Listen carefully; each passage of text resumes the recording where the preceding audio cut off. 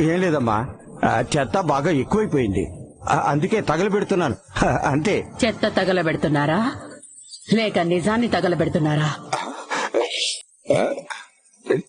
నిజమా? నిజమేంటమ్మా? మీరు కాల్చి బూడిద చేయాలనుకున్న నిజమేంటి నాన్నా? అమ్మా, అది ఏదో పనికిరాని డైరీ అమ్మా, అది ఇంట్లో ఎందుకులే అని. సత్యవతితో ఏం మాట్లాడావు? సింధూరతో ఏం మాట్లాడావు? అది సత్యవతి రచ్చబండలో అందరి ముందు చంటి నా కన్న కొడుకు అని చెప్పింది. అది విన్న దగ్గర నుంచి మా అందరిలో ఆనందం కనిపించింది. లేడు అనుకున్న కొడుకు తిరిగి వచ్చాడన్న ఆనందంతో అందరం పండుగ చేసుకున్నాం. కానీ మీ మొహంలో మాత్రం ఆనందం లేదు, అహం కనిపించింది.